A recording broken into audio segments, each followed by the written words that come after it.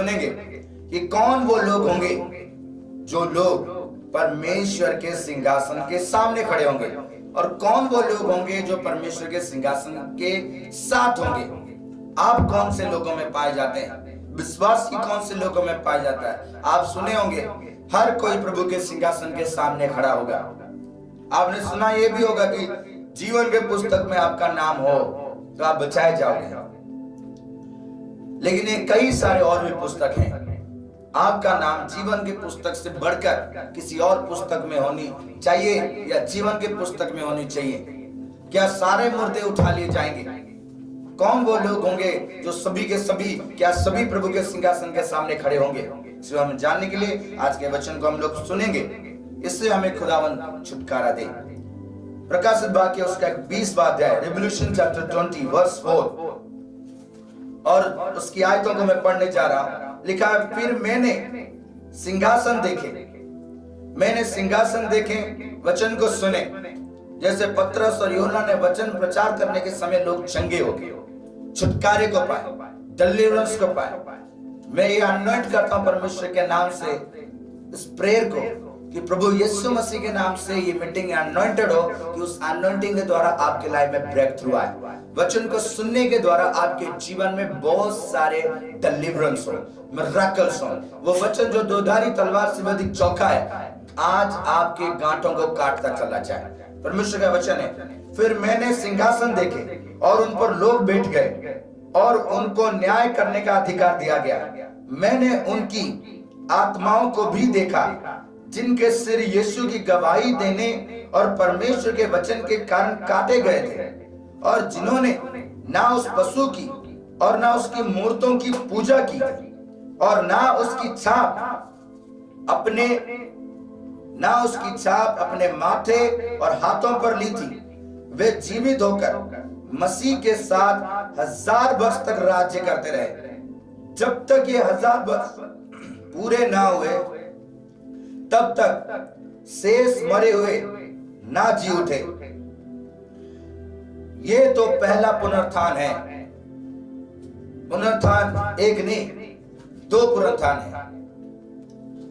दो डेथ, 2 पुनरुत्थान, 2 birth, 2 birth, 2 death, 2 resurrection. 2 है, सभी 2 है। 2 पुनरुत्थान है, 2 जन्म है, एक आत्मिक, एक शारीरिक। 2 पुनरुत्थान, एक भलाई के लिए, एक जजमेंट के लिए, एक मौत के लिए, एक जिंदगी के लिए, और डेथ एक स्पिरिचुअली, एक फिजिकली। तो 2 चीजें हैं। तो इसमें आगे को पढ़ते हैं, धन्य और पवित्र वो है जो इस पहले पुनरुत्थान के भागी हैं। धन्य और पवित्र भाग्यशाली वो लोग हैं जो पहले पुनरुत्थान के भागी हैं। क्यों? इसे हम आगे देखेंगे। जो इस पहले पुनरुत्थान के भागी हैं, ऐसों पर दूसरी मृत्यु का कुछ भी अधिकार नहीं। ऐसे लोग जो पहले पुनरुत्थान के भागी हैं, उनके ऊपर दूसरी मृत्यु यानी कि सेकंड डेथ का कोई अधिकार नहीं, पर वे परमेश्वर और मसीह के याजक होंगे और उसके साथ 1000 वर्ष तक राज्य करेंगे। हालेलुया, प्रभु का धन्यवाद हो। धन्य है वो लोग पुनरुत्थान जो फर्स्ट रिजरेक्शन में शामिल होंगे। आप कौन से रिजरेक्शन के हैं?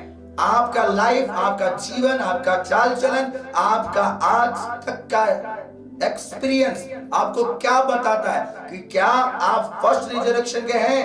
अगर आप फर्स्ट रिजरेक्शन नहीं है तो आगे को देख लीजिए, सेकंड रिजरेक्शन क्या लेके आता है। धन्य क्यों है वो पहले पुनरुत्थान वाले? आगे को हम देखते हैं। मैं आपके लिए पूरा ये चैप्टर पढ़ता हूं। तब 1000 वर्ष पूरे हो चुकेंगे तो शैतान कैसे छोड़ दिया जाएगा। वो उन जातियों को जो पृथ्वी के चारों ओर होंगी, अर्थात गोग और मगोग को, जिनकी गिनती समुद्र के बालू के बराबर होगी, भरमा कर लड़ाई के लिए इकट्ठा करने को निकलेगा। वो 10-5 लोगों को नहीं भरमाएगा, करोड़ों लाखों लोगों को भरमाएगा। वे सारी पृथ्वी पर फैलकर पवित्र लोगों की छावनी और प्रिय नगर को घेर लेंगी और आग स्वर्ग से उतरकर उन्हें भस्म करेगी। उनका भरमाने वाला शैतान आग और गंधक की उस झील में जिसमें वो पशु और झूठा भविष्यवक्ता भी होगा डाल दिया जाएगा, और वे रात दिन युगानुयुग, नो एंड, कोई डेट फिक्स नहीं, कोई एंडिंग नहीं, रात दिन युगानुयुग पीड़ा में पड़े रहेंगे जो उसके लोग होंगे और उसके साथ होंगे झूठे भविष्यवक्ता होंगे। वो डेविल के लोगों के लिए। और 11 आयत कहती है, 11 आयत कहती है कौन वो लोग होंगे जो सेकंड रिजरेक्शन के होंगे। क्यों धन्य है पहले रिजरेक्शन वाले, ये 11 आयत हमें बता दी। लिखा, फिर मैंने एक बड़ा श्वेत सिंहासन और उसको जो उस पर बैठा हुआ था देखा। न्याय होगा, the great white throne, the judgment day. और देखो उसके सामने से पृथ्वी और आकाश भाग गए। उसके सामने से पृथ्वी जिसमें आप जीने के लिए, हम सब जीने के लिए इतनी मेहनत करते हैं, इतनी बैंक बैलेंस इकट्ठा करते हैं, इतना घर कोठियां बनाने की कोशिश करते हैं, एक दूसरे को ठग भी लेते हैं, किसी को मार भी देते हैं, किसी के साथ अत्याचार भी करते हैं। अगर हमें 1000 रुपए मिला है किसी की मदद करने के लिए तो हम उसमें से 1 रुपए की उसे मदद करते हैं और अपना बचाव करना चाहते हैं कि घर मेरी कैसे बनेगी, मेरा अकाउंट कैसे भरेगा, मैं कैसे इस परिस्थिति करूंगा। वो पृथ्वी उसके सामने से भाग गई, आसमान भी उसके सामने से भाग गया और उनके लिए जगह ना मिली, पृथ्वी के लिए जगह ना मिली, आकाश के लिए जगह ना मिली। तो हम लोग जो पृथ्वी में, हमारी जगह कहां पे होगी, सोच लीजिए। और प्रभु का वचन कहता, फिर मैंने छोटे बड़े सब मरे हुओं को सिंहासन के सामने खड़े हुए देखा। छोटे बच्चे जिसको आप कहते हैं ये तो छोटा बच्चा, ये चर्च में थोड़ी बैठेगा, ये थोड़ी प्रभु की बातों को जान सकेगा, घूम रहा है उसे घूमने दो। वो छोटा भी सामने खड़ा होगा, वो छोटा सा बच्चा वो भी सामने खड़ा होगा जो चर्च में डिस्टरबेंस करता है, जो बाइबल नहीं पढ़ता घर में। अगर आपका वो बच्चा जो छोटा, जैसे आप कहते हो मोबाइल चलाता रहता है, प्रभु का वचन नहीं पढ़ता, उसको भी खड़ा होना पड़ेगा वहां पर। वो बच्चा जो कभी सॉन्ग नहीं गाता, वो पार्टिसिपेशन नहीं करता, वो अपनी धुन में मस्त है, उसको भी खड़ा होना है वहां पर। वो बच नहीं सकता। और यहाँ पर वो हो सकता है 20 साल, 25 साल, 30 साल, 60 साल जी ले, लेकिन एक जगह आएगा जिस जगह पर उसे पूरी तरह से फिजिकल उसी बॉडी में वो बॉडी उसे दी जाएगी। फिर से अगर वो डेथ कर गया तो उसको फिर से वो बॉडी दी जाएगी और उस बॉडी के साथ वो इटर्नल तक रहेगा, युगानुयुग रहेगा और तड़पता रहेगा। और वहां पर लिखा है प्रभु के वचन में, रात दिन युगानुयुग पीड़ा में तड़पता रहेगा। रियली आप अपने बच्चों से प्रेम करते हो तो आज उसे कहो कि ये चीजें छोड़ और जो युगानुयुग के लिए तुझे मिलने वाली है उसके लिए मेहनत कर। और वो छोटे बड़े सभी उसके सामने खड़े होंगे। धन्य वो है जो पुनरुत्थान, पहले पुनरुत्थान में, ये सेकंड पुनरुत्थान के लोग हैं जो खड़े होंगे और सामने खड़े हुए और पुस्तकें खोली गई, पुस्तकें खोली जाएंगी। एक पुस्तक नहीं, कई सारे पुस्तक। आपने गलत जीवन के पुस्तक का नाम सुना, कई सारे लोग बूढ़े हो तभी तक जीवन के पुस्तक का नाम ही सुना है। यहाँ कई सारे पुस्तकें खोली जाएंगी, कौन से पुस्तक में आपका नाम है। और फिर एक और पुस्तक खोली गई, अर्थात जीवन की पुस्तक, जिसको हम सदियों से सुनते आए हैं, जिसे जानते हैं। लोग चर्चेस में भी यही सिखाते हैं कि तेरा नाम जीवन के पुस्तक में लिखी जाए, तेरा नाम जीवन की पुस्तक में लिखी जाए, ऐसी मेहनत कर। मैं आज आप लोगों को कहना चाहूंगा, जीवन की पुस्तक में आपका नाम लिखा गया तो आप जजमेंट के सामने, व्हाइट थ्रोन के सामने खड़े होंगे।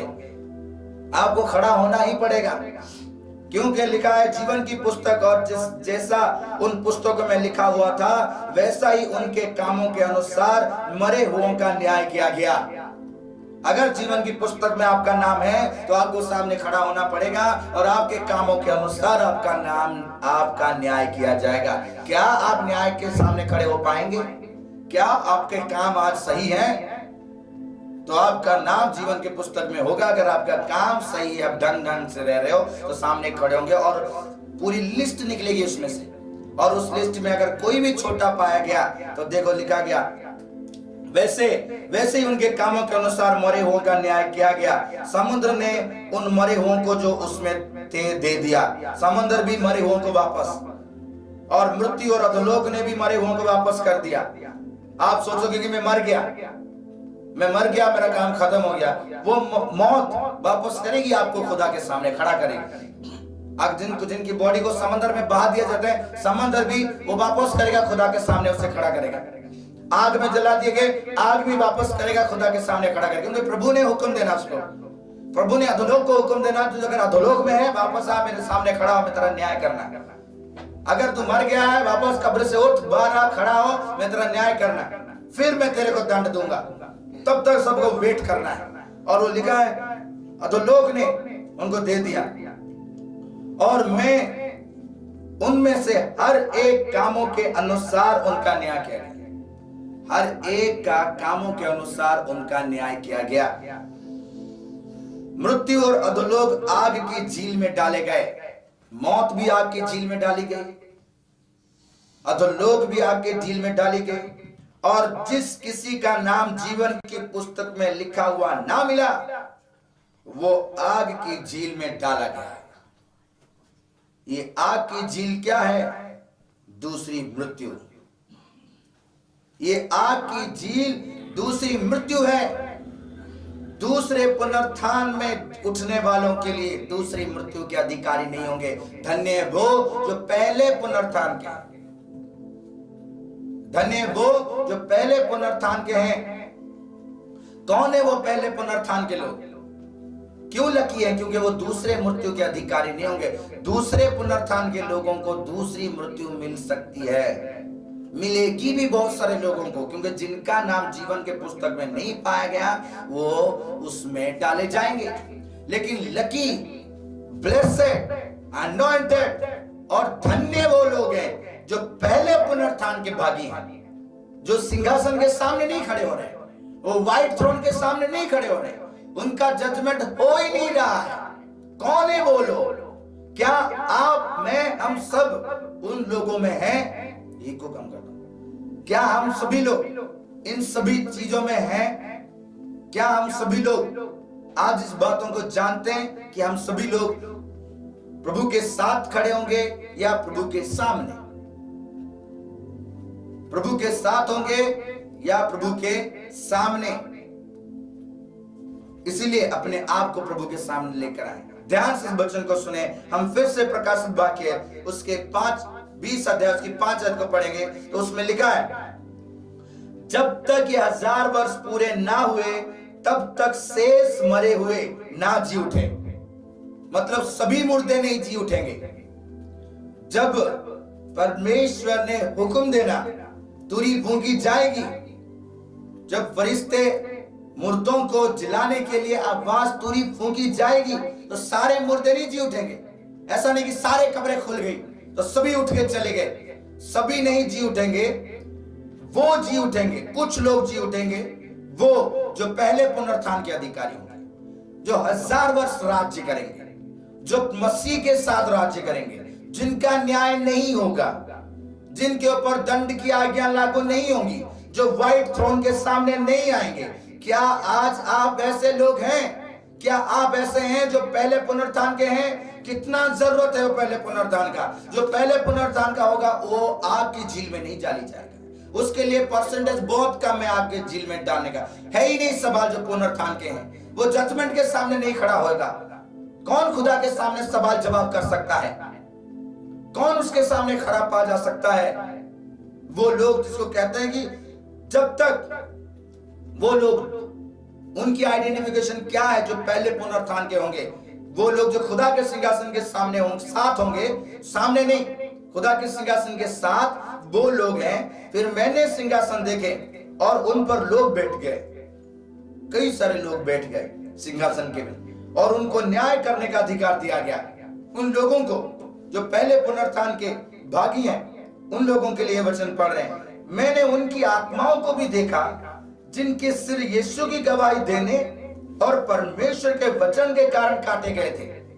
ये वो लोग हैं जो पहले पुनरुत्थान के भागी हैं, जिनके सिर मसीह की गवाही के लिए, टेस्टिमनी के लिए काटे गए, कुर्बान हुए। ये लोग जिनकी कुर्बानी हुई है, जिन्होंने खुदा के लिए कुर्बानियां दी हैं। आपने क्या कुर्बानी दी? आपके बच्चे, आपके नौजवान, टीनेजर्स क्या कुर्बानी दे रहे हैं प्रभु के लिए? वो लोग प्रभु के साथ खड़े होंगे, साथ होंगे, जिनका न्याय नहीं होगा, जो जजमेंट के सामने नहीं खड़े होंगे। वो ये लोग हैं जिन्होंने कुर्बानी दी है, जिन लोगों ने खुदा के लिए कुर्बानी दी है। हम क्या कुर्बानी देते हैं? आज हम अपने लाइफ में क्या कुर्बानी देते हैं खुदा के लिए? खुदा ने हमारे लिए इतनी बड़ी कुर्बानी दी है, हमने खुदा के लिए क्या कुर्बानी दी? प्रभु का वचन कहता है कि गवाही देने और परमेश्वर के वचन के कारण काटे गए थे। और जिन्होंने ना उस पशु की और ना उसकी मूर्ति का पूजा की थी। मेन बात है कि उस पशु की पूजा नहीं की उन्होंने, उस पशु की, उस मूर्ति की उन्होंने पूजा नहीं की, और ना उस मूर्ति की पूजा की थी, और ना उसकी छाप अपने माथे और हाथों पर ली थी। अपने माथे और हाथ पर उन्होंने वो सील नहीं लिया। वो लोग जो फर्स्ट रिजरेक्शन में खुदा के साथ राज्य करेंगे, खुदा के कहलाएंगे, खुदा उन्हें अधिकार देगा न्याय करने के लिए, वो लोग परमेश्वर के लोग शैतान के, उस मूर्ति के, उस पशु का छाप अपने हाथे पर या माथे पर नहीं लेंगे, वो नहीं लेंगे। आज किसकी छाप है आपके जीवन में? कैसे जानेंगे आपकी पशु का कौन सा? आज कई छाप लग रहे हैं, आज तो कई सारे छाप लगे। किसी के पास जाओ, हर एक को कोई ना कोई छाप लगा है। इस संसार का कोई ना कोई छाप उससे लगा है, कोई ना कोई सील उससे लगी है। आपको कौन सी सील लगी है? कैसे पता चलेगा कि वो पशु कौन है? वो लोग जानते थे कि ये पशु कौन है, जिस वजह से उन्होंने छाप नहीं ली। वो जानते थे कि ये पशु कौन है, इसलिए उन्होंने उसकी उपासना नहीं की। क्या आप जानते हैं? क्या आप जानते हैं कि ये पशु कौन है? किसकी छाप हमें नहीं लेनी चाहिए? कौन है वो पशु आज के टाइम में जिसका मोहर हमारे सिर पे नहीं होनी चाहिए और खुदा का मोहर होनी चाहिए? कैसे होगा हमारे जीवन में? ये वो लोग हैं जिनके जो खुदा के सिंहासन के सामने न्याय के लिए नहीं खड़े हुए। इनका नाम खुदा के साथ इनका न्याय नहीं होना। ये धन्य लोग हैं, ये पुनरुत्थान, पहले पुनरुत्थान के भागीदार लोग हैं, ये जिंदगी के लिए चुने गए हैं। ये वो लोग हैं जिन्होंने कुर्बानी दी। हम खुदा के लिए क्या कुर्बान कर रहे हैं? आज हम कई सारे लोग हैं, क्या हम अपने पापों का पश्चाताप करते हैं? आज हम कुर्बान कर रहे हैं अपने उस पाप को जो हम बार बार कर रहे हैं, उस व्यभिचार को छोड़ रहे हैं। अपनी जिंदगी के ऐशो आराम की वो जिंदगी में से हमने वो जो ऐश परस्ती करने की वो आदत को छोड़ रहे हैं। प्रभु के पास आना हमारे जिंदगी का पहला चीज होनी चाहिए। क्या हम कुर्बान कर रहे हैं? क्या हम गवाही देते हैं? लिखा है मसीह की गवाही के कारण। किसकी गवाही आज हम देते हैं? हम घर, मैंने कल भी आप सभी को कहा था कि हम घर बैठे दूसरों के लिए गवाह ठहर सकते हैं। हम कितने लोगों को गवाह देते हैं? हम कितने लोगों को ये वचन शेयर करते हैं? हम घर बैठकर इसे शेयर करके लोगों के लिए गवाह ठहर सकते हैं। आप खाली बैठकर गवाह ठहर नहीं सकते, ऐसा मत सोचिए। आपको प्रभु ने मौका दिया, अपने कॉन्टैक्ट लिस्ट में सभी को शेयर करें और आप गवाह ठहरे। वो गवाह थे। कौन गवाह है आज? जो गवाह होगा मसीह का वही। और उनके ऊपर छाप थी, उन्होंने कोई छाप नहीं लिया उस पशु का, उनके ऊपर कोई और छाप था। कौन सा वो छाप है? उसको जानने के लिए इफिसियों की पत्री उसका 2 अध्याय उसकी 8 आयत को पढ़ेंगे। इफिसियों की पत्री उसका 2 अध्याय उसकी 8 आयत में लिखा है, प्रभु यीशु मसीह ने इस बात को कहा हम सबके बीच में। हम इस वचन को देखेंगे। इफिसियों की पत्री उसका 2 अध्याय उसकी 8 आयत में लिखा है, किसी और छाप उनके ऊपर था, उन्होंने ये पशु की छाप नहीं ली। और ये पशु की छाप क्या, मैं आपको बताऊंगा। उससे पहले मैं आपको ये बताता हूं कि कौन सी बात प्रभु हमसे चाहता है और ये हमें कैसे मिलेगा। ये पुनरुत्थान, ये धन्य हम कैसे होंगे? ये छाप हमें कैसे मिलेगा? ये आशीष हमें कैसे मिलेगी जो खुदा के पास ले जाएगा? हमें करना क्या है इसके लिए? हम पहले पुनरुत्थान के अधिकारी कैसे होंगे? कैसे उस आग की झील से हम बचेंगे? कैसे हम खुदा के सिंहासन के साथ होंगे, खुदा के सिंहासन के सामने नहीं? उसके लिए लिखा है इफिसियों 2 अध्याय उसकी 8 में, क्योंकि विश्वास के द्वारा अनुग्रह ही से तुम्हारा उद्धार हुआ है। हम सभी का उद्धार किसी कामों से नहीं कि कामों के अनुसार हमारा न्याय होगा, किसी के धन संपत्ति के द्वारा नहीं, किसी के काम के द्वारा नहीं, आपके मेरे किसी के काम के द्वारा, किसी की प्रोसेस के द्वारा या किसी के पैसों से, किसी के धन संपत्ति से या किसी के एफर्ट से, किसी के कोई काम से हमारा उद्धार नहीं हुआ। विश्वास ही से तुम्हारा उद्धार हुआ, विश्वास ही से तुम्हारा उद्धार। और ये तुम्हारी ओर से नहीं, ये उद्धार, ये पहला पुनरुत्थान का रिवार्ड हमें अपनी ओर से नहीं मिल सकती। ये वरन परमेश्वर का दान है, ये खुदा का दान है, ये खुदा की रहमत है, उसकी दी हुई गिफ्ट है। इसे कोई भी अपने कामों से नहीं ले सकता। विश्वास करने से खुदा पर ईमान लाने से हमें खुदा की ओर से ये गिफ्ट मिला। उद्धार किसी के कामों से कभी नहीं मिला है, ना ही किसी को मिल सकता है। उद्धार केवल खुदा की दया है, उसकी दी हुई दान है, जो उसने अपने बेटे को कुर्बान करके हमें दी है। एक कुर्बानी है जिस कुर्बानी पे हमें ईमान लाना है। एक कुर्बानी हमारे लिए है जिस कुर्बानी को हमें एक्सेप्ट करना है, जिस कुर्बानी को हमें अपने जीवन में लाना है, जिससे कि हम इस पहले पुनरुत्थान के अधिकारी हो सकते हैं। और कुर्बानी है क्या? वो कुर्बानी मसीह की कुर्बानी है। यूहन्ना 3 अध्याय उसकी 16 आयत की जो कोई उस पर ईमान लाएगा, विश्वास क्या करना है कि परमेश्वर ने जगत से ऐसा प्रेम किया कि अपने एक लौते पुत्र को हमारे लिए दे दी कुर्बान होने के लिए। और जो वो विश्वास लाता है वो उद्धार पाएगा, और वो फ्री ऑफ कॉस्ट है। कितने लोग आप ऐसे विश्वास करते हैं? कितने लोग मसीह के कुर्बानी को एक्सेप्ट करते हैं? जो मसीह के कुर्बानी को एक्सेप्ट करते हैं वो पहले पुनरुत्थान के अधिकारी हो सकते हैं। वो राज्य करने के लिए प्रभु के लिए बुलाए गए हैं। वो दूसरे पुनरुत्थान में नहीं खड़े होंगे। बी केयरफुल, कहीं आप दूसरे पुनरुत्थान में ना खड़े हो जाएं, जजमेंट के सामने ना खड़े हो जाएं, क्योंकि आग और झील में जाना 90% उसमें पाया जाता है, क्योंकि कोई उसमें उद्धार नहीं पाएगा। किसी के कामों से लोग आपको कहते हैं भले काम करो, भले काम करो। भले कामों से आपका उद्धार नहीं हो सकता। भले कामों से आप कुछ हद तक न्यायासन के सामने खड़े हो सकते हैं, जिसमें जीवन की पुस्तक में आपका नाम लिखा जाएगा और उन कामों की लिस्ट के अनुसार आपका न्याय होगा। अगर काम आपका 100% पाया गया तो आप बच गए, अदरवाइज आप खत्म। कामों पे यकीन ना रखो। लंगर खिलाने पे अपने आज दशमांश का दिन है, अपने दशमांशों पर या अपने किसी ऑफरिंग पर घमंड ना करो कि मैं दशमांश देता हूं, मैं ऑफरिंग्स देता हूं, मैं लंगर खिलाता हूं, मैं बहुत बड़ी सेवा करता हूं। तुम्हारे कामों से तुम्हारा कुछ नहीं होगा, लेकिन विश्वास करने से, खुदा की कुर्बानी को, उस मेमने के लहू को कबूल करने से आप उद्धार पा सकते हैं। इसलिए आज कई सारे लोगों को प्रभु का वचन कहता है, यूहन्ना उसका 6 अध्याय, मैंने कहा उन लोगों के पास जो कुर्बानी को कबूल किए, खुदा की कुर्बानी को कबूल किए, खुदा के लिए अपने आप को कुर्बान किए, खुदा की गवाही देते रहे, उन लोगों के ऊपर एक छाप था जिन्होंने पशु की छाप नहीं ली। उन्होंने जान लिया कि ये पशु की छाप है, इसे नहीं लेना। उन्होंने एक और छाप ली थी, और वो छाप क्या है? यूहन्ना उसका 6 अध्याय, यीशु मसीह ने ये बात कही। और यूहन्ना के समय में परमेश्वर ने लोगों को कहा, जो लोग उनके पीछे भीड़ चलते थे, और यूहन्ना उसका 6 अध्याय उसकी 26 आयत में लिखा है, यीशु मसीह ने कहा, यीशु ने उन्हें उत्तर दिया, मैं तुमसे सच सच कहता हूं, तुम मुझे इसीलिए नहीं ढूंढते हो। कई सारे लोग आज प्रभु को इसीलिए नहीं ढूंढते कि तुमने आश्चर्य कर्म देखे, परंतु इसीलिए कि तुम रोटियां खाकर तृप्त हुए। कई सारे लोग रोटियां खाने के लिए प्रभु को ढूंढते हैं, यानी कि पैसे कमाने के लिए प्रभु को ढूंढते हैं। पैसे चाहिए उन्हें, रिचनेस चाहिए उन्हें, अपनी इच्छाओं की पूर्ति के लिए प्रभु को ढूंढते थे।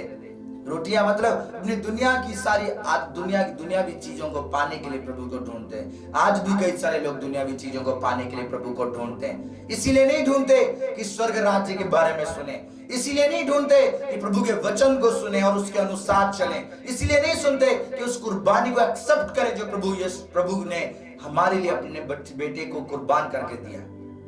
इसीलिए सुनते कि इस संसार में कैसे ऊंचे होंगे, इस संसार में कैसे भले चंगे रहेंगे, कोई बीमारी हमें ना छुए, कोई तंगी हमें ना छुए, कोई पैसों की कमी ना हो हमें, हम बस ऐश परस्ती करते रहे इसमें। अगर आप बीमार नहीं हैं तो गवाह क्या बनेंगे? उस बीमारी में खुदा का धन्यवाद करें कि खुदा ने आपको चुना है संसार की गवाही देने के लिए, कि मसीह के लिए आपने दुख उठाया, कुर्बानी सही, आपके शरीर का कुर्बान हुआ, आपके टाइम स्पेंड हुए, दुख में आपने समय बिताया, तो आप खुदा के साथ राज्य करेंगे। आपने दुख ही नहीं उठाया, आपकी लाइफ में गवाही नहीं है, आपके लाइफ में टेस्टिमनी नहीं है, आपके लाइफ में क्रूस नहीं है, क्रॉस उठा के आप चले ही नहीं, आपने कोई भी ऐसे कार्य नहीं किया जो खुदा ने कहा है तो अपने वचन में, जैसे प्रभु यीशु मसीह ने किया, आप पहले पुनरुत्थान की भागीदारी नहीं हो सकते। आप ये ना सोचें कि मैं मर जाऊंगा उसके बाद क्या होगा। आपके मर जाने के बाद ये मूवी शुरू होगी। सेम टू सेम बॉडी आपको दी जाएगी, सेम आपकी माइंड रन कर रहा होगा, आपकी मेमोरी होगी, आप अपने लव्ड वंस को देख सकेंगे, कोई फर्क नहीं होगा उसमें। आप अकेले ही नहीं होंगे, उसमें सारे लोग होंगे, आपके फ्रेंड, आपके दोस्त सभी होंगे, और उस वक्त जजमेंट होगा, और एक एक बंदे का जजमेंट होगा। और वो लोग जिन्होंने खुदा के लिए अपनी कुर्बानी दी है, खुदा के लिए टेस्टिमनी आज दे रहे हैं, दुख सह रहे हैं, तकलीफ सह रहे हैं, अपनी बॉडी में सिकनेस में होकर भी खुदा का धन्यवाद कर रहे हैं, और ये उम्मीद रखते हैं कि वो मुझे छुड़ाएगा, वो मुझे छुड़ाएगा, ये गलोब की रस्सियां मुझे ज्यादा समय तक बांध के नहीं रख सकती, मेरा उद्धार करता आएगा। आज कई सारे लोग ताना सुनकर प्रेयर करना छोड़ देते हैं, ताना सुनकर ताना देते हैं। अगर आप रियली हील होना चाहते हैं, जब आपको कोई ताना देने लगता है, इसको प्रभु की योजना समझ लीजिए। प्रभु ने अय्यूब को लिए एक योजना बनाई कि शैतान ने उसके जीवन में दुख लेकर आया, और शैतान को भेजने वाला शैतान खुद नहीं था, शैतान को भेजने वाला प्रभु था। और हर बात शैतान प्रभु से पूछ के कर रहा था। और जब वो बीमार था, वो चंगाई की दुहाई दे रहा था कि मैं किधर जाऊं, कौन मेरा न्याय करेगा। प्रभु मैं निर्दोष हूं, अपनी निर्दोषता साबित करने के लिए अपने दोस्तों के सामने कह रहा था, लेकिन उसके दोस्त भी आए जो उसे सांत्वना देने के बदले उसको सता रहे थे। ये है कुर्बानी, ये है वो लोग जो पहले पुनरुत्थान के होंगे, ये है वो लोग जिन्हें उन्हें सताया गया, लेकिन उन्होंने उनके अंदर एक क्वालिटी थी। प्रभु ने उन्हें कहा ये सताने वालों के लिए प्रेयर कर। क्यों? क्योंकि उसमें उसकी चंगाई छिपी थी, उसमें उसका छुटकारा छिपा था, उसमें उसका उद्धार छिपा था कि वो अपने सताने वालों के लिए प्रेयर करे। आप करते हैं, आप सताने वालों को सुनकर आप और उनके ऊपर कूद पड़ते हैं कि मैं पहले तकलीफ में हूं और तुम मुझे और बातें कहते हो। आपके घर वाले अगर आपको कहते हैं तो आप जान लीजिए खुशी का वक्त आने वाला है कि वो आप उनके लिए प्रेयर करें, आप हील्ड होते चले जाएंगे। जब आपकी बीमारी में आपके घर वाले ही आपको बोलने लगते हैं तो आप जय जयकार करें, धन्यवाद करें कि लॉर्ड मेरे लाइफ में आपका वो समय आने वाला है। उनके लिए प्रेयर करें, दिल खोलकर उनके लिए प्रेयर करें। हीलिंग ऑटोमेटिकली आपकी बॉडी में शुरू हो जाएगी, उद्धार का काम ऑटोमेटिकली आपके लाइफ में शुरू हो जाएगा। ओनली सिकनेस के लिए नहीं कह रहा मैं, डिप्रेशन चाहे किसी भी चीज, किसी भी तकलीफ में आप हो, अगर सताव आपके लाइफ में आ रहा है, this is your great day, और वो खुदा का दिन है। प्रार्थना करें उन सताव करने वालों के लिए, उन लोगों के लिए जो आपको दुख दे रहे हैं। आपके घर वाले हो सकते हैं, आपका भाई हो सकता है, आपकी बहन, आपके माता पिता हो सकते हैं, बच्चे हो सकते हैं, आपके घर के कोई सदस्य हो सकता है, लव्ड वंस हो सकते हैं। जब आपको सताने लगे, गलती उनकी नहीं, ये आपके छुटकारे का प्लान है, खुदा की ओर से प्लान है। उसे कबूल करें और खुदा का धन्यवाद करें, आप डेफिनेटली डिलीवरेंस को रिसीव करेंगे, डेफिनेटली रिसीव करेंगे। लेकिन ऐसा नहीं, लोग उन्हें ही बोलना शुरू कर देते हैं, जिस वजह से उनका डिलीवरेंस डिले हो जाता है। और उन लोगों को मैं आपको छाप के बारे में कह रहा था, उन्होंने वो पशु की छाप नहीं ली, क्योंकि वो रोटियां ढूंढने के लिए प्रभु के पास नहीं आते थे, परंतु इसीलिए कि तुम रोटियां खाते हो, यीशु मसीह ने कहा। और वो प्रभु ने क्या कहा? नाशवान भोजन के लिए परिश्रम ना करो। ये वो लोग हैं जिन्होंने नाशवान भोजन के लिए परिश्रम नहीं किया। रोटियां कमा लूं, बैंक बैलेंस कमा लूं, मेरे अकाउंट बैलेंस बढ़ता चला जाए, मैं ऊंचे पदवी को पालूं, उसके लिए उन्होंने मेहनत नहीं की, परंतु उस भोजन के लिए जो अनंत जीवन तक ठहरता है, जो एटर्नल के लिए ठहरता है, उस भोजन के लिए मेहनत करो। और वो मेहनत मरने के बाद नहीं होगी, वो मेहनत इस जीवित रहते समय में करनी पड़ेगी, इस बॉडी में करनी पड़ेगी। ये मेहनत हमें लाइफ टाइम में करनी पड़ेगी अनंत जीवन के लिए, कि अनंत जीवन के लिए हम रोटियां खाएं। इस लाइफ में खुदा ने हमें ये लाइफ, ये बॉडी, ये सोल, ये फैमिली, ये सब कुछ इसीलिए नहीं दिया कि हम यहाँ के चीजों को कमाते रह चले जाएं। इसीलिए दिया कि इस टाइम में हम अनंत जीवन के लिए रोटियां कमाएं, और अनंत जीवन तक ठहरता है वो रोटी कमाए, वो भोजन कमाए जिसे मनुष्य का पुत्र तुम्हें देगा, और उसे कोई नहीं दे सकता, उसे ओनली यीशु मसीह ही दे सकते हैं। वो रोटी केवल प्रभु दे सकता है, और प्रभु से दूर, प्रभु के वचनों से दूर, प्रभु के रिलेशन से दूर आप वो रोटियां नहीं कमा सकते। आज कई सारे लोग, कई सारे नौजवान, कई सारे बेटे बेटियां अपने जीवन में मस्त हैं। कई सारे लोगों को अभी बहुत सारे पैसे मिलते होंगे तो वो सारे पैसों को बर्बाद करते हैं, वो यहाँ की ऐशपरस्ती ढूंढते हैं और उसको तरीके तरीके से सेलिब्रेट करते हैं। खुदा के राज्य में जाने के लिए क्या तैयारी है आपकी? वहां खाने के लिए रोटी है आपके पास? उसके लिए यहां आपको मेहनत करनी पड़ेगी। यहां आप क्या मेहनत करते हैं? यहां आपने क्या किया है? वो लोग जो यहां उस आत्मिक रोटी के लिए मेहनत करते हैं, वो खुदा के साथ बैठेंगे। आप करते हैं? आप हैं ऐसे लोग? आपको वो रोटी कौन देगा? कौन हमें वो उद्धार देगा? कौन हमें वो अधिकार देगा कि हम खुदा के साथ बैठेंगे, पहले पुनरुत्थान के भागीदार होंगे? वो देने वाला यीशु मसीह है। लिखा है केवल केवल ही केवल अनंत जीवन तक ठहरता है जिसे मनुष्य का पुत्र तुम्हें देगा, क्योंकि पिता अर्थात परमेश्वर ने उस पर छाप लगाई है। उस पर छाप लगाई है, उस रोटी के ऊपर छाप लगाई है, उस मेहनत के ऊपर छाप लगाई है। उन लोगों के ऊपर जो अनंत रोटी की मेहनत कर रहे हैं, उनके ऊपर छाप लगी है। कौन सी छाप? आपने पहले भी पढ़ा प्रकाशित वाक्य, उसमें हम लोग आ जाएं। उसका 20 अध्याय उसकी 4 आयत में लिखा है, मैंने उनको आत्माओं को भी देखा जिनके सिर यीशु की गवाही देने और परमेश्वर के वचन के कारण काटे गए थे, और जिन्होंने ना उस पशु की ना उस मूर्ति की पूजा की थी और ना उसकी छाप अपने माथे और हाथों पर ली थी। यहां पर भी वो छाप है। यहां पर वो छाप नहीं, यहां पर वो शैतान की छाप है। उन्होंने क्यों नहीं ली? क्यों उन लोगों ने वो छाप नहीं ली? क्योंकि उनके पास ऑलरेडी एक छाप था जो परमेश्वर ने उन्हें दी थी। उसे केवल यीशु मसीह दे सकते हैं। आपके ऊपर है वो छाप। आप वो रोटी की तलाश करते हैं? आप कौन सी रोटी की तलाश करते हैं? वो रोटी जो आज खाए और कल खत्म हो गया, कल और आपको भूख लगने लगी। इसलिए यीशु मसीह ने कहा, शैतान ने यही परीक्षा करने के लिए आया कि रोटी खा ले, इस संसार की रोटी ले ले, इस संसार की रोटी ले ले जिसपे मेरी छाप है, इस संसार की रोटी पे जिसपे मेरी छाप है वो खा ले।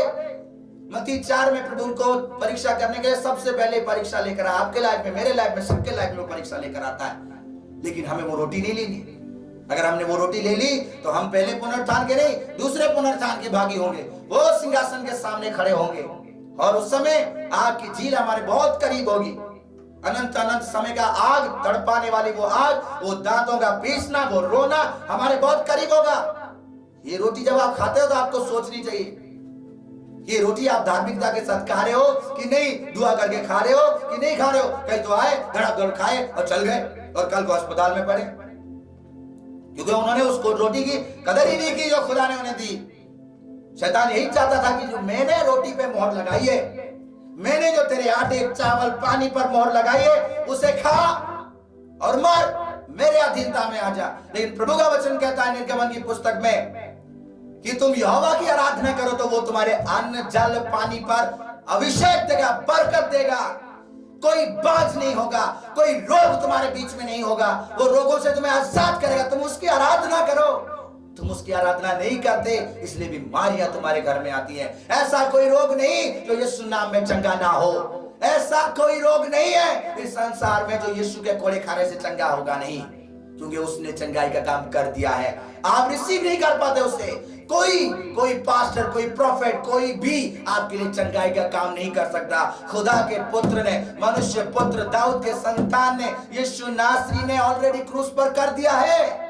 आपको रिसीव करना है। आप रिसीव नहीं कर पाते क्योंकि आप उसे रिसीव करने के लिए उद्धार को नहीं ढूंढते, विश्वास को नहीं ढूंढते। वो विश्वास, हीलिंग फेथ आपके अंदर नहीं है। आपके अंदर फेथ होनी बहुत जरूरी है, और वो फेथ है नहीं क्योंकि आपके दिल में खोट है। आप दुनियावी रोटी ढूंढ रहे हो, दुनियावी चीजों को ढूंढ रहे हो, प्रभु को नहीं ढूंढते। और वो लोग पहले पुनरुत्थान के भागी नहीं, जो प्रभु की रोटी ढूंढते हैं। जो लोग इस वचन में विश्वास करते हैं, हे शैतान, ये लिखा है कि मनुष्य केवल रोटी से नहीं, परमेश्वर के वचन से जीवित रहेगा। जो इस रोटी की तलाश करते हैं, जो इस रोटी की छाप अपने ऊपर लिए, वो योद्धा के बब्बर शेर की छाप जिनके ऊपर है, वो दुष्ट की छाप नहीं लेंगे। उन्हें पता होना चाहिए, उनके पास था इसलिए उन्होंने नहीं ली। आपके पास है, वो पशु की छाप कौन सी है मैं आपको आगे बताना, लेकिन ये वचन है कि आप सब उस पहले पुनरुत्थान के भागीदार हो जाएं। और उसके बाद की बात है कि प्रभु ने कहा कि मोहर बंद है, वो मोहरित है, वो रोटी प्रभु ने मोहर लगाया है। तो मोहर का खोलना बहुत जरूरी है, बहुत जरूरी है। और लिखा है जब तक ये, और लिखा माथे पर उन्होंने नहीं ली, वो माथे पर लगाएगा मोहर, हाथ पर लगाएगा मोहर, वे जीवित होकर मसीह के साथ 1000 वर्ष तक राज्य करते रहे। और वो राज्य भी किए, जीवित हुए, वो मुर्दे जीवित हुए, वो लोग जीवित हुए जो प्रभु की छाप लगे हुए थे, जो प्रभु की रोटी की तलाश कर रहे थे, जिनके ऊपर खुदा की मोहर थी, वो 1000 वर्ष तक राज्य करने के लिए जीवित हुए। और कौन वो लोग होंगे, कौन वो लोग होंगे वो हम देखेंगे, लेकिन उससे आगे मैं आपको एक चीज और कहना चाहता हूं। वे जीवित होकर मसीह के साथ 1000 वर्ष तक राज किए। जब तक ये 1000 वर्ष पूरे ना हुए तब शेष मरे हुए, यानी कि सारे मरे हुए बाद में जिंदा नहीं हो जाएंगे। ऐसा नहीं कि फरिश्ते फावड़ा लेके खड़े हो तो सभी के सभी खोद देगी, सारे कब्र खुल गए, बाहर आ गए। नहीं, वो कब्रें खुलेंगी जो खुदा पे यकीन करते थे, जिन्होंने कुर्बानी दी, जिन्होंने यीशु मसीह की गवाही दी है, जिन्होंने इस आत्मिक रोटी के लिए मेहनत किया है, जिन्होंने खुदा के उस कुर्बानी को रिसीव किया है, विश्वास किया उस कुर्बानी के ऊपर, और जिनके ऊपर खुदा का अनुग्रह हुआ और जो दान उन्हें उद्धार का मिला है, वो कब्रें खुलेंगी।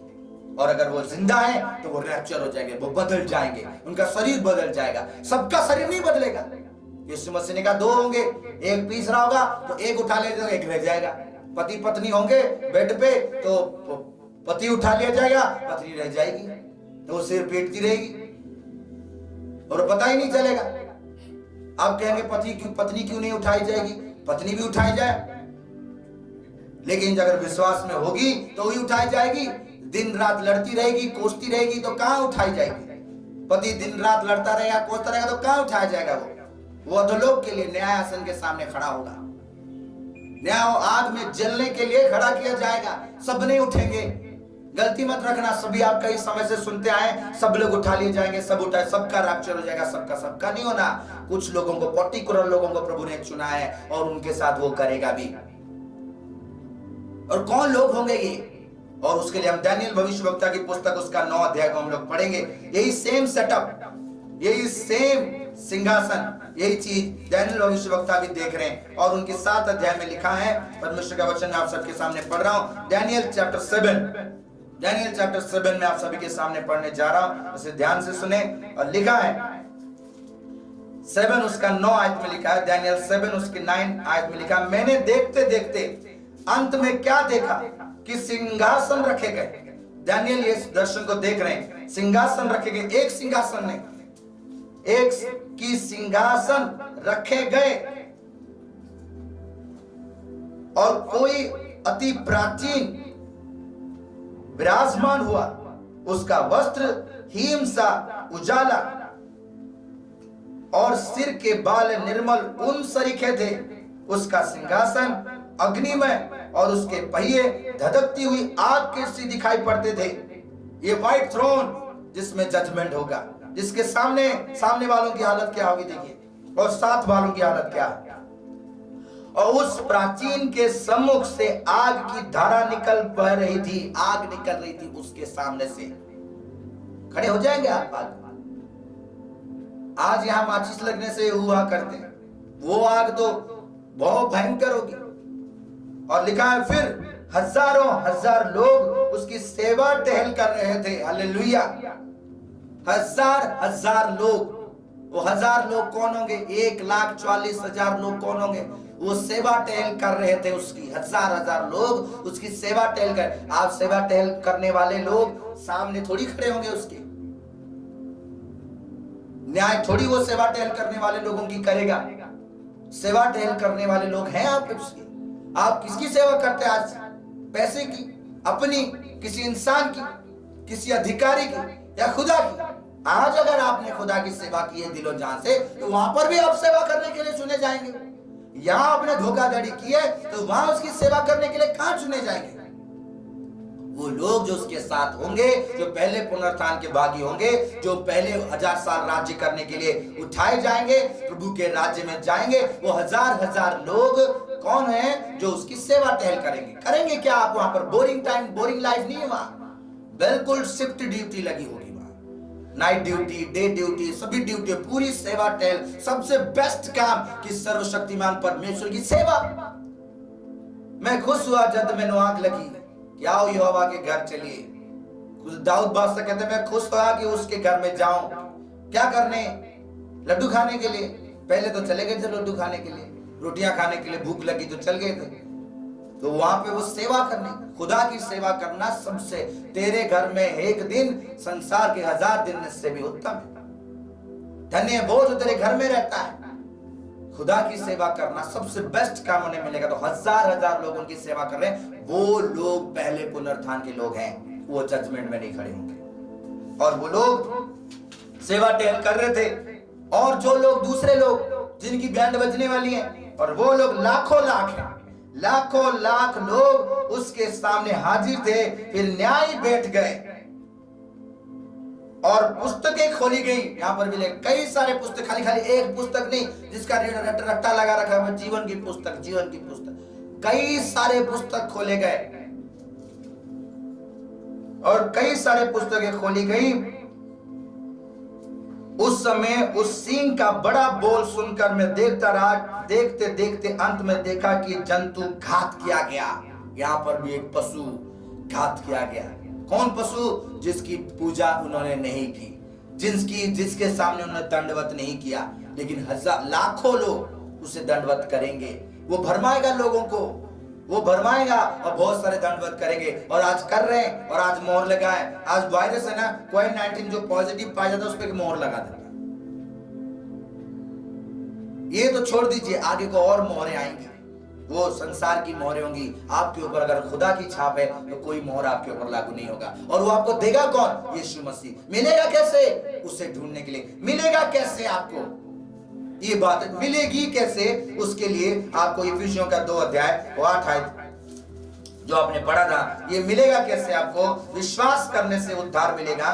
और आपका काम क्या है? यूहन्ना 6 अध्याय उसकी 26 आयत, जो यीशु मसीह ने कहा ये रोटी, ये आत्मिक रोटी आपको मिलेगी कैसे? ये छाप जो लगी है, ये छाप आपको मिलेगा कैसे? इस पशु से बचोगे कैसे? पहले पुनरुत्थान के भागीदार होगे कैसे आप? उसके लिए लिखा है, उन्होंने उससे कहा, लोगों ने उससे कहा, 28 आयत में लिखा है, यूहन्ना 6 अध्याय उसकी 28 आयत में, कि मिलेगा कैसे आपको? उद्धार मिलेगा कैसे आपको? पुनरुत्थान के भागीदार, पहले पुनरुत्थान के भागीदार होंगे कैसे आप? 1000 लोग जो प्रभु की सेवा करते हैं उनमें शामिल होंगे कैसे आप? यीशु मसीह के साथ राज्य कैसे करेंगे आप? प्रभु के राज्य में रोटी कैसे खाएंगे आप? आत्मिक रोटी। उसके लिए करना क्या है? उन्होंने उससे कहा, परमेश्वर के कार्य करने के लिए हम क्या करें?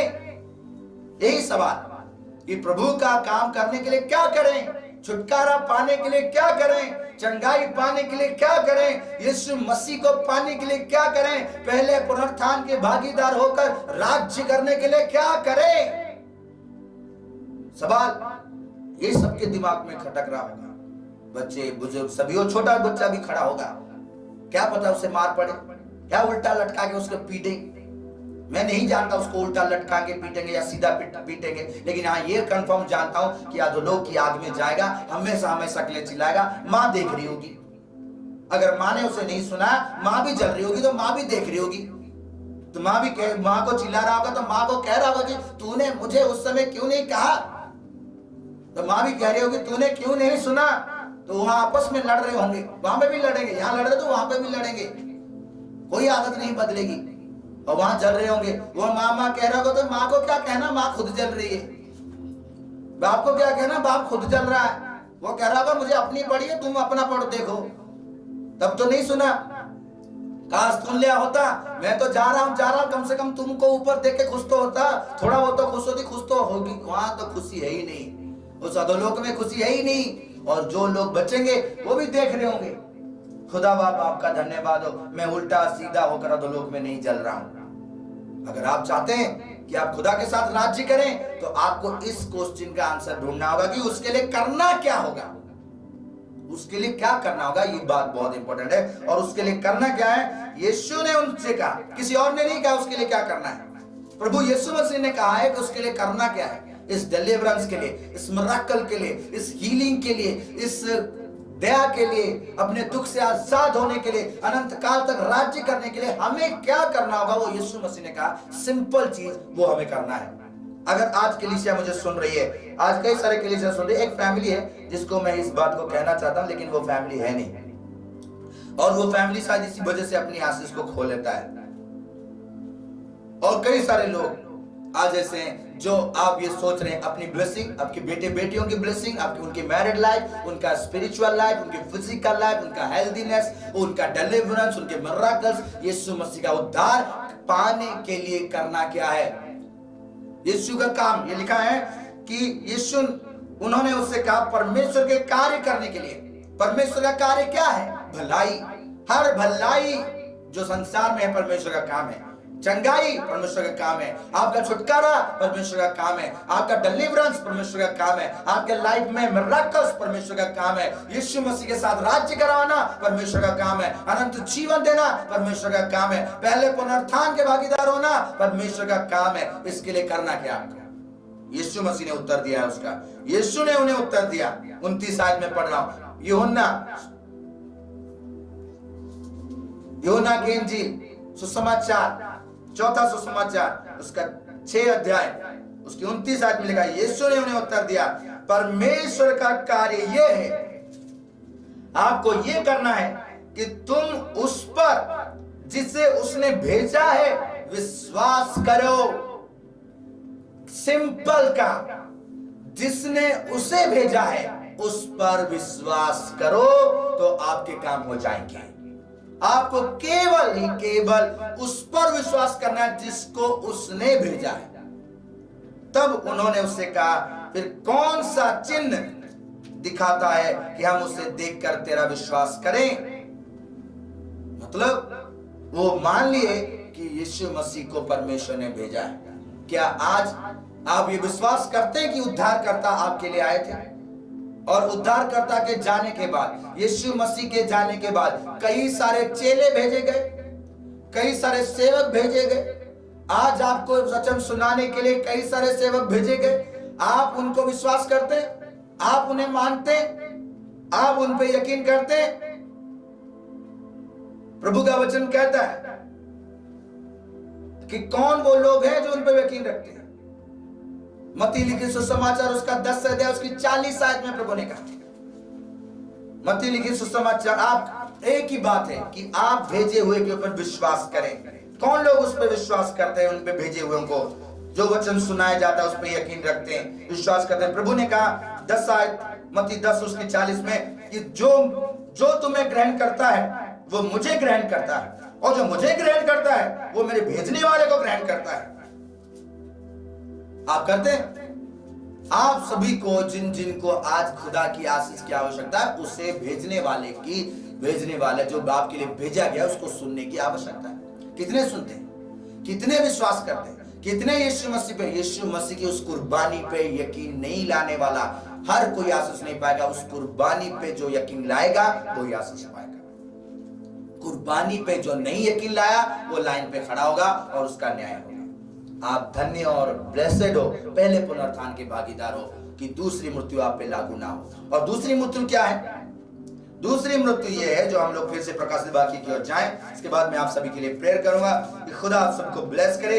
इस वचन को आप लोग अपने दिमाग में, अपने दिल पे रख लें कि आप पहले पुनरुत्थान के भागीदार हो जाएं। और उसके लिए आपको करना क्या है? उसको सुनना है जो आपके लिए भेजा गया है, उस पर यकीन रखना है जो आपके लिए खुदा ने भेजा है। जिसको अगर आपने उसे ग्रहण किया तो आपने प्रभु को ग्रहण किया, आपने उसका सम्मान किया तो आपने प्रभु का सम्मान किया, आपने उसको कबूल किया तो आपने प्रभु को कबूल किया। आपने उसको ही नहीं कबूल की, उसका सम्मान ही नहीं किया, उसको सुना ही नहीं, आपने उसकी सुधि नहीं ली। आप कहते हैं कि हम राज्य करेंगे। कहां? पता? अधोलोक में। वहां डेफिनेटली राज्य करेंगे।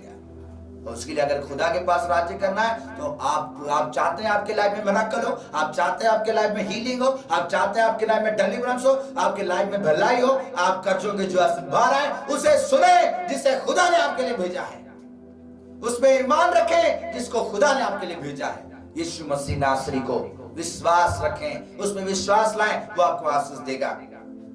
खुदा ने आपके लिए कई लोग भेजे, कई संत भेजे, कई बार आपके विश्वास को मजबूत करने के लिए भेजा, आपने सुनी नहीं। कई भविष्यवक्ताओं को तो मार डाला, कई संतों को तो पत्थर मार के मार डाले, उनकी सुनी नहीं, तो कहां वो आशीष पाएंगे?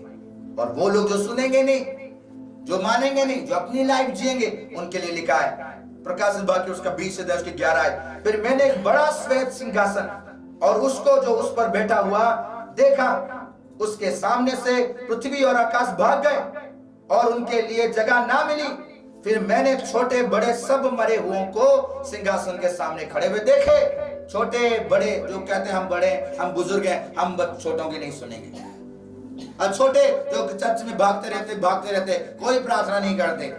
माँ बाप ये सोचते हैं नहीं वो प्रेयर में डिस्टर्ब करता है, इसलिए उसको लैपटॉप दे देते हैं, फोन दे देते हैं, तो वो गाना सुनता रहता है, अपना वो गेम खेलता रहता है, कार्टून सुनता रहता है। वो भी सामने खड़ा होगा, वो भी सामने खड़ा होगा और उसके लिए वो छोटा बच्चा अपनी माँ की ओर उंगली कर देगा, वो छोटा बच्चा अपनी माँ की ओर उंगली कर देगा और अपनी माँ को दिखाएगा, बोला इसने नहीं कहा इसलिए मैं नहीं किया, तो उसकी माँ को भी लाया जाएगा, उसकी माँ को भी उस समय बुलाया जाएगा।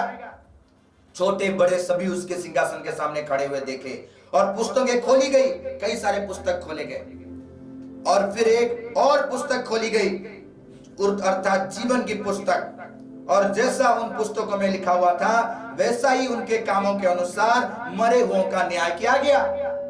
उस पुस्तक में जिसमें लिखा हुआ था नाम, जीवन की पुस्तक, आप सुने होंगे ना, जीवन की पुस्तक में नाम लिखाने के लिए मेहनत कर रहे हैं, जीवन की पुस्तक में नाम लिखाने के लिए मेहनत कर रहे हैं।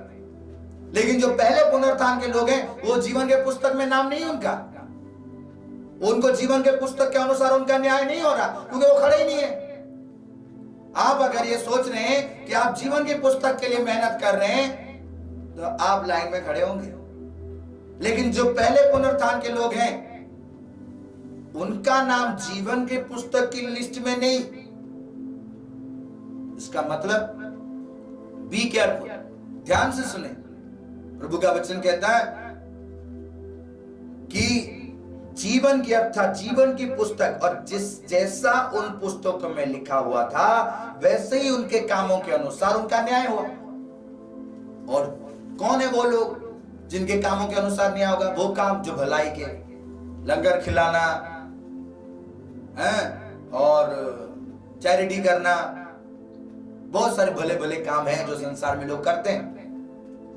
उन कामों के अनुसार उनका नाम जीवन के पुस्तक में लिखी गई है। लिस्ट है, बहुत लंबी चौड़ी लिस्ट है और कई सारे लोगों का नाम लिखा जाएगा उसमें। लेकिन जो पहले पुनरुत्थान के लोग हैं उनका नाम जीवन के पुस्तक में नहीं है। कई सारे लोग आज भी ब्लैंक हैं और वो जानते नहीं, वो जीवन की पुस्तक कहते हैं। हमने जीवन के प्रार्थना भी करते हैं कि प्रभु मेरा नाम जीवन की पुस्तक में लिख दो।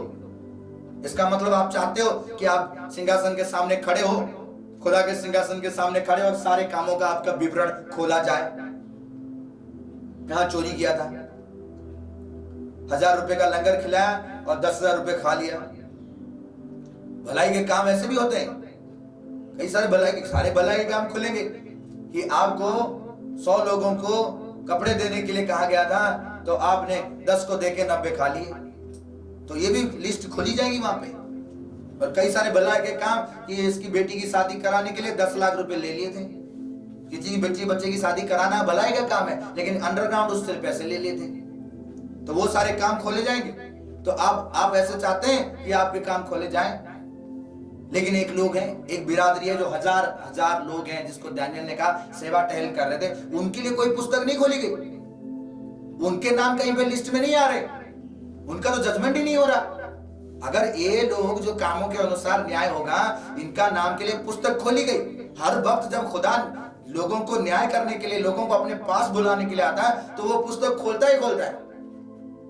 तो वो लोग जो 1000 साल के लिए राज्य करेंगे, जो पहले पुनरुत्थान के भागीदार होंगे, जो खुदा के साथ राज्य करेंगे, जो प्रकाशित वाक्य 20 अध्याय 5 और 6 और 7 में लिखा है, वो लोग, उनके लिए कौन सी पुस्तक खोली जाएगी? उनके लिए भी एक पुस्तक खोली जाएगी। उस पुस्तक के लिए मेहनत कीजिए। वो पुस्तक में अगर आपका नाम है तो आप जजमेंट के सामने, न्याय आसन के सामने नहीं खड़े होंगे।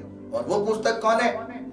उस पुस्तक में लिखा है प्रकाशित वाक्य उसका 21 अध्याय उसकी 27 आयत। वो पुस्तक जो पहले पुनरुत्थान के लोग होंगे, जो खुदा के साथ हजार सौ लोग उसकी सेवा टहल करेंगे, उसके साथ राज्य करेंगे, न्याय करने के लिए भी बैठेंगे, वो लोग जिनका पुस्तक में नाम होगा।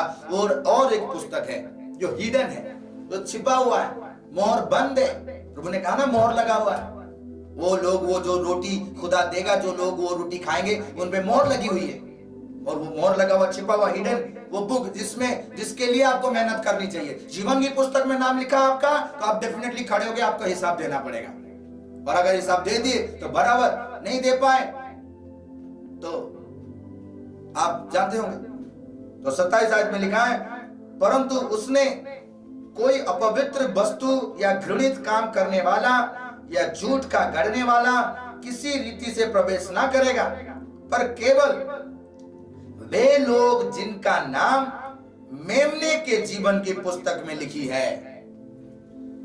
मेमने की जीवन की पुस्तक, एक जीवन की पुस्तक ये देख रहे, इस जीवन के पुस्तक का एक छिपा हुआ, हिडन, मोहर बंद चैप्टर एक ऐसा है जिसे कहते हैं मेमने का जीवन का पुस्तक, जिसमें ये लोगों का नाम होगा।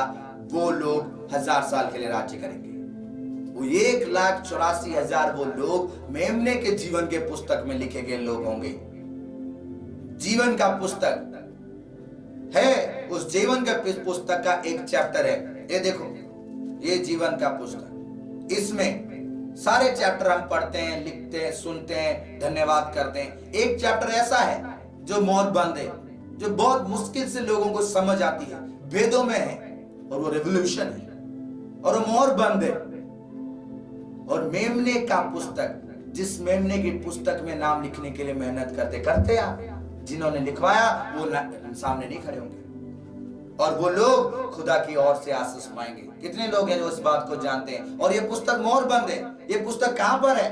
जिसमें आपका मेरा नाम है, जिसमें हम सब पुनरुत्थान के धन्य होने वाले लोग हैं, याजक होने वाले लोग हैं, राज्य करने वाले लोग हैं। उनका नाम कौन से पुस्तक में है? ये वो मेमने का पुस्तक है। और कहां पर लिखा है? बाइबल में लिखा है। इसीलिए कह रहा हूं कि मेमने का पुस्तक है, जीवन के पुस्तक का एक चैप्टर, एक हिस्सा जिसमें मोहर बंद है। और वो कहां पर है? प्रकाशित वाक्य उसका 5 अध्याय उसकी 1 आयत में, और खुदा के हाथ में है वो पुस्तक। और वो लिखा है प्रकाशित वाक्य 5 अध्याय, मेरे साथ खोलें और उसमें पढ़ें, हम जल्दी से समाप्त करेंगे। और लिखा है, जो सिंहासन पर बैठा था, मैंने उसके दाहिने हाथ में एक पुस्तक देखी।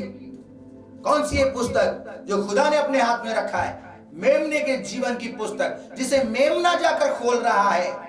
क्यों मेमने की पुस्तक है? मैं कैसे कह सकता हूं कि मेमने की पुस्तक है? आगे जाने से वो लिखा है कि सभी उसे ढूंढने के लिए गए कि कौन इसे खोलेगा, कौन इसे खोलेगा। यूहन्ना रोने लगा, और वो 7 मोहरों से सील की गई है, जिसमें आपका मेरा नाम है। इसलिए हमें इन मोहरों को जानना बहुत जरूरी है। उसके लिए यूहन्ना फूट फूट के रोने लगा कि प्रभु, अगर ये खोली नहीं गई तो वो लोग सभी तो न्यायासन के सामने खड़े होंगे, फिर कोई पहले पुनरुत्थान का भागीदार हो ही नहीं पाएगा, फिर तो सारे का धलोक में चले जाएंगे। वो कुर्बानी जो आपने दी है, वो उद्धार जो आपने दिया है, उसे कोई रिसीव ही नहीं कर पाएगा। उसे खोलना बहुत जरूरी है, क्योंकि नाम उसमें लिखे गए हैं। वो नाम किनके हैं? जिन्होंने प्रभु की रोटी के लिए मेहनत की है, आसमानी रोटी के लिए मेहनत की है, उद्धार को रिसीव किया है, कुर्बानी को रिसीव किया है, मेमने के लहू को रिसीव किया है, मेमने के लहू से अपने वस्त्र को साफ किया है, अपने पापों से तौबा किया है, और परमेश्वर के कार्य के ऊपर यकीन रखा है, अपने खुदा के भेजे हुए के ऊपर ईमान रखते हैं, प्रभु के वचनों के अनुसार चलते हैं, यीशु मसीह के साथ चलते हैं। वो लोगों का नाम उस मोहर में, उस पुस्तक में मोहर बंद था। और देखो लिखा है, पुस्तक देखी जो भीतर और बाहर से लिखी हुई थी, और वो पुस्तक भीतर और बाहर से लिखी हुई है, और वो 7 मोहर लगाकर बंद की गई थी। इसलिए मोहरों का खोलना बहुत जरूरी है, क्योंकि उनमें हमारा नाम है। उनमें हम लोग जो खुदा के साथ राज्य करेंगे, जो पहले पुनरुत्थान के भागीदारी होंगे, जो बादलों पर उठा लिए जाएंगे, जो यीशु मसीह के साथ राज्य करेंगे, 1000 साल तक के लिए राज्य करेंगे, जिनके ऊपर दूसरी मृत्यु लागू नहीं होती, जिनके ऊपर जजमेंट लागू नहीं होता, जो खुदा के हैं, उनके ऊपर, उनके उनका पुस्तक मेमने का जीवन का पुस्तक है। उस जीवन के पुस्तक का एक चैप्टर, एक हिस्सा, एक अध्याय जिसपे मोहर बंद है। और उसे खोलने, उसे क्यों ये 5 अध्याय में जो खुदा ने हाथ में पकड़ा है, इसे मेमने की पुस्तक कैसे कह सकते हैं? इसमें तो लिखा नहीं, उसमें तो खाली लिखा है पुस्तक। उसे इसीलिए कह सकते हैं, आगे को फरिश्ते ने ढूंढा पृथ्वी में, पृथ्वी के नीचे, स्वर्ग में, सब जगह में, और कहीं पर भी कोई इतना काबिल ना मिला कि उसे खोल सके, क्योंकि उस पुस्तक को वही खोल सकता है जिसका वो पुस्तक है, जिसका वो किताब है, जिसका वो अधिकारी है, जिसका वो अधिकार है, जो उसे खोल सकता है। जिसके पास चाबी हो वही खोल सकता है। आपके घर में अगर ताला लगा है, आपके घर की ताला की चाबी जिसके पास है वही खोल सकता है। आपके लॉकर की चाबी जिसके पास है वही खोल सकता है। उसका अधिकार किसी के पास था। वो कौन? वो वक्त किया हुआ मेमना, जिसने जगत के पाप अपने ऊपर उठा ली, आपके मेरे सारे पाप उठा लिए, उसके मार खाने से हम चंगे हुए हैं। वो जीवन की पुस्तक, मेमने के जीवन की पुस्तक के लिए मेहनत कीजिए। जीवन की पुस्तक के चक्कर में ना रह जाएं। कहीं ऐसा ना हो कि लाइन में खड़ा होना पड़े। और बहुत सारे लोग आज धोखे में हैं। ये गहरी बात है, लेकिन खुली हुई जब तक मोहर नहीं खुलेगी, जब तक प्रकाशन नहीं मिलेगा, लोग ऐसे बहकाए जाएंगे और लोगों को पता नहीं चलेगा और वो गिर जाएंगे। और लिखा है कि वो मोहर 6 अध्याय में, जो कल मैंने आप लोगों को फर्स्ट सील खोलने के लिए कहा था, उस फर्स्ट सील को यीशु मसीह ने खोला, और उसी में आप सबका मेरा नाम है।